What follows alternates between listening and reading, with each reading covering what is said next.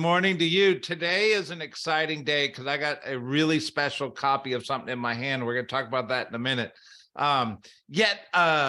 It's a Monday morning, the optimism of Monday morning. This is my favorite thing that we do. And it's just our opportunity to start the week off with just optimism and energy and all the things that make life rich, right? Absolutely. It's the right thing to do. And it's what we do because we care. And we recognize also, it's also, the other thing is when you start with an optimistic spirit, the concentric circles of impact grow and you get what you give. So this is an opportunity for us to give, but we also realize, and I know you realize it, if you lead your day with this same energy, the odds are people are going to respond in a way that fuels and fills your bucket as well. 100%. So Rick Hale, the day has come, the big reveal. There's a book in my hand. Tell me what on earth it's not like just a fake one, like there's words and stuff in it, right? No. And, I had someone help me craft the words and structure it to look like a book. I love storytelling and I love teaching, but I can't say that until today, author was not on my resume.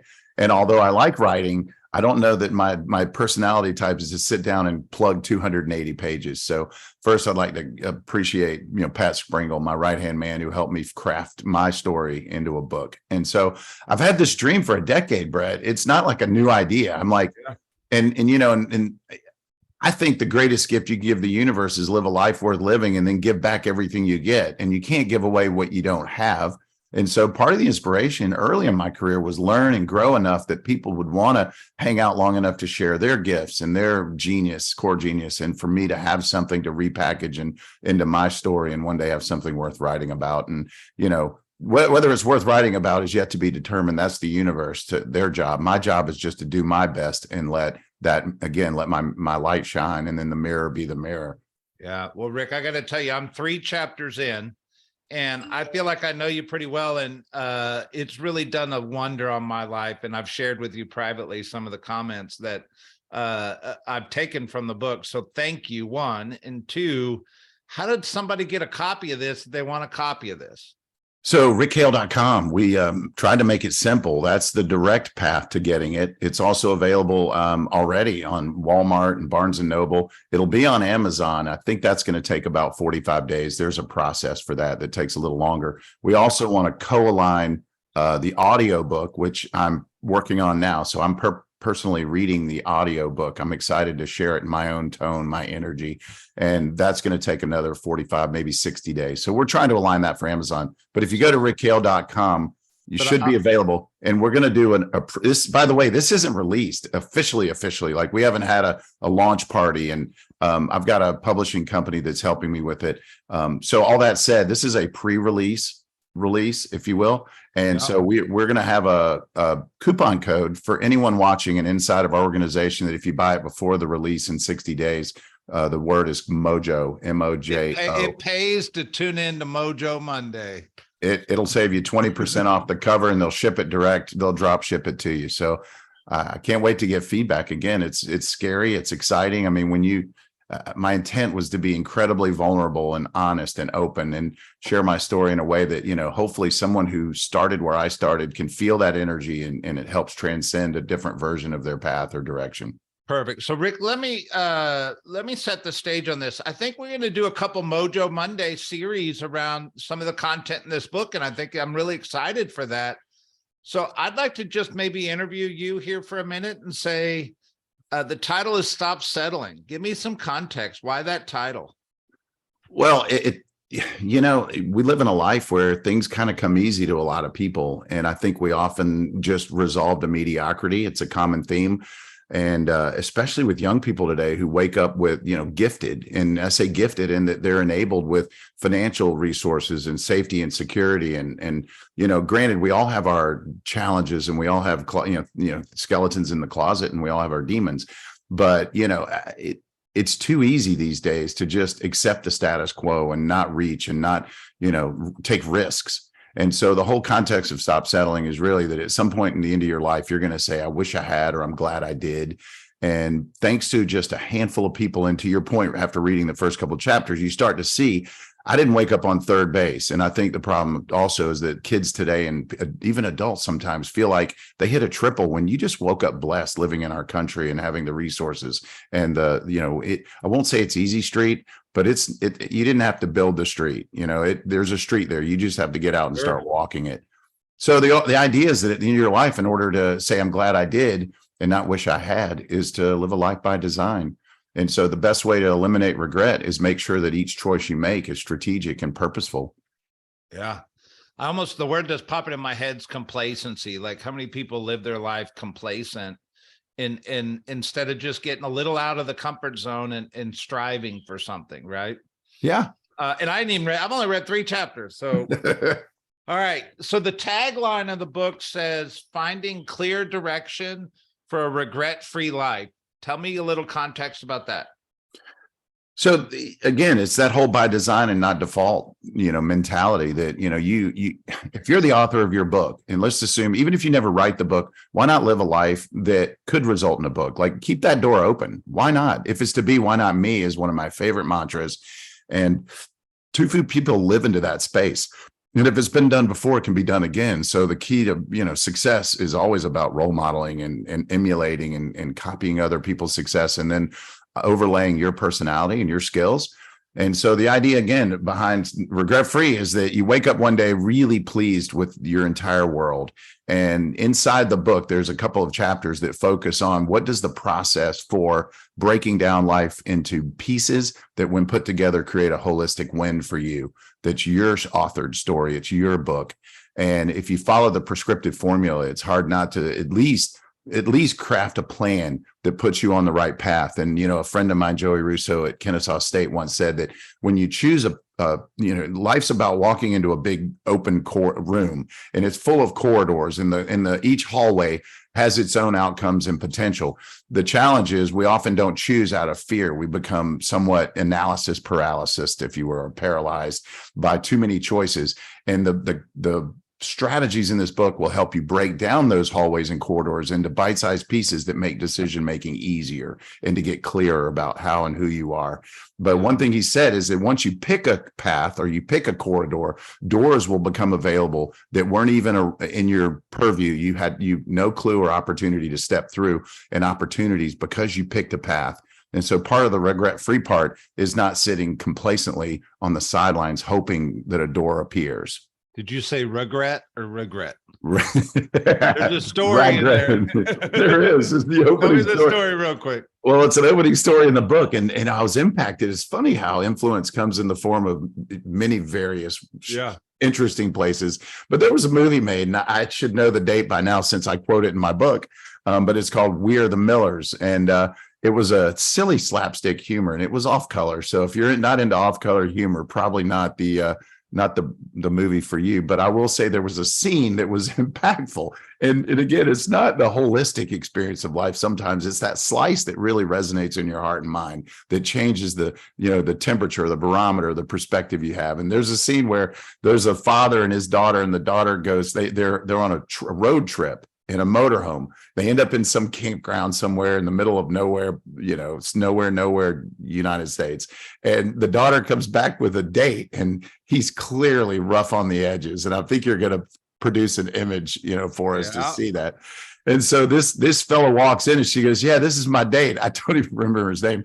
And the father, trying to be protective, says, "Well, tell me a little bit about you, young man. I mean, what makes you you?" And he says, "Man, I live my life, and my credo is no regrets." And if you can see the image, regrets is spelled RAGRETS, clearly a tattooed misspelling, emblazoned across his chest. And I'm thinking, oh boy. And his response is classic. The father looks at him, he says, "Really, your credo is no regrets? Not even a single letter?" And so it just, I couldn't help but, it does two things. One, a real regret is permanent. Mistakes are temporary. And unfortunately, people confuse mistakes and regrets and are so afraid to make a mistake that they lose out on opportunity playing it safe. And that's the other half of it. Not only are we, potentially complacent, there's a generation of people growing up today, as I look around and watch young people, that are just terrified not to be able to live into the, image or reflection of their parents, and they're fighting against it. And there's also a fear of just making a mistake, and a fear of vulnerability in some cases. And I hope to open up some doors and pathways to your heart in this book as well, to feel okay being vulnerable, to not being perfect, to taking chances, and ultimately leading to not having significant regrets. When I read that in your book yesterday, it was one of the first times I think I had heard that context around the relationship between mistakes and regrets. And to me, it made me really think like, okay, regrets means I'm at the end of my life regretting that I didn't do something, or I'm at a point in my life where time has passed me by to where I can no longer do that. And it's permanent, right? Versus I don't regret that I fell off riding a bicycle yesterday as a young child. It was just a mistake, and then I'm going to go do it again, right? It's that concept of permanence that really kind of stuck with me. Well, you're spot on. Regrets are permanent. It's hard to reverse a regret. And so when I coach and consult people, the greatest day to go back and amend something that is either a mistake, or even if you've still got time to fix a regret, it's not permanent until it's over. And that's the thing. The challenge is you don't know when when is it over? It's over. I love people like, it's over when I say it's over. Well, that's not totally true. Yeah. It doesn't get easier the older you get to muster energy and drive and motivation. And, if you plant seeds early enough, you'll have mature crops early enough to really reap the benefit. And the saddest thing, statistically, when one spouse dies, the second dies, really quick. It's a bizarre statistic. And there's so many people that retire to emptiness, and then, without purpose in your life and without planting those seeds. Who wants to fight the fight to the point where you're physically unable or unmotivated, and then not have anything around you, in terms of relationships, people, experiences, and a story, that worth retelling at that point? So today's the greatest day to restart your life and refire up your engines. Yep. So Rick, tell me, why'd you write the book, and who'd you write it for? Great question. And, it's funny that I actually spent some time in, there's a company called Scribe that helps people write books. I ultimately didn't hire them to help me write the book. I found an individual that just really connected with me as a source for that. But the Scribe company is awesome. And I was in a breakout group. I did a 2-day online workshop on how to craft a book. And the first question they say is, what's your avatar? And it's a great question, by the way, for life. Like if you're, at dating age, and you really want to attract that perfect someone, the first step is recognize that you're only going to attract who and what you are and what you stand for. So building your resume as a human being is the most important thing you can do. And then finding, pathways to skills that make you a productive human being to fund that life is step 2. But in that meeting, when we were talking about what is your avatar again? And you should think about this in every category. And basically a role model could also play into this. And the avatar is just the perfect audience for your voicing, your skills, your gifts, your heart, your mojo, your energy. And so, as a real estate agent, your avatar, is it a price point? Is it demographic, socioeconomic? Is it, neighbors? You just getting clear about who you are and who you attract naturally is brilliant. So, I'm going to stop you for a sec because I'm not totally connecting the dots here. So to me, my head went to avatar is like some animated figure that I'm supposed to create, but give me a little more. Yeah. The avatar is just, what is the perfect audience? If you were to build, so thank you for stopping me. Yeah. I forget that not everybody gets it. The avatars, if you created another being that you could spend your life with or invest with, or, time and energy, or your perfect client, and now that person lives in the real world. So you're not really building an avatar. I hope people get that. Yeah. But getting clear on who you're trying to attract, because we only become the people we attract. Like we're the average of the 3 to 5 people we spend the most time with is a common known reality. Mm-hmm. And so getting clear on who you want to spend time with, and then is vital. And then who you are is who's going to actually attract that person. It's one thing to want to be married to a supermodel or a super genius or a super CEO or a super fill in the blank, a super mom, at some point, or dad. But at the end of the day, if you're not, your resume doesn't speak to their perfect complement, they're probably not, it's a two-way street. And so back to the avatar conversation, that's the word they used in the workshop, which is why it came up.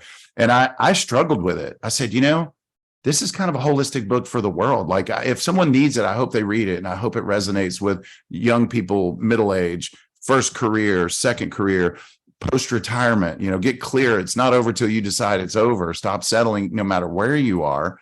But the interesting thing is there was a Silicon Valley guy who's an angel fund expert. He raised billions for investors and investments in Silicon Valley. And my real heart is with young people, because what you'll read, I think pretty quickly you'll read into the reality. I didn't have a gifted childhood, and that after a few years on this earth, I really didn't love myself. And it took a long time for me to connect the dots that I was worthy, capable, and frankly, that I had what it took to be a good person, not just a good person, but a successful person. And even though my heart screamed for it, I had a lot of self-doubt. And there were a few key people, Brett, that in my life pulled me aside or at some point looked me in the eye with integrity and said, you've got what it takes. Maybe not those exact words, but that's what I heard in my heart and mind. And again, these stories are in the book, and I hope it's inspiring to read and recognize that, I'm here to tell you, you have what it takes. That's what I really want the world to hear inside of my words and my life experience, and that your detriments are your gift. It's your superpower to have failed and suffered, and that gives you context, purpose, and fuel to really elevate and change things, and by design again, and not default. So the whole idea of the avatar is that I want my kids one day, that if I'm blessed enough to leave behind any financial resources and that looks like easy street, that they'll recognize that it really wasn't easy street, but instead it was purpose street, and that there's a mission and a legacy attached to our name and our family. In the process, I'm excited to say that, I want the universe to benefit from it as well. Yep. So, and I think that almost kind of teases next week's Mojo, which is going to be really, your past does not determine your future.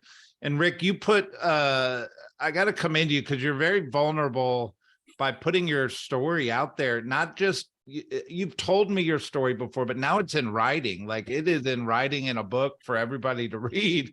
And I'm sure that's got to be scary, but super powerful. So thank you for doing that. thank you. And the context of it is really, how many people walk around saying, I'm not worthy, or the card, I just didn't have the cards in my hand, or they weren't in my deck, right? So the point of chapter 1 in next week's Mojo is your past does not determine your future.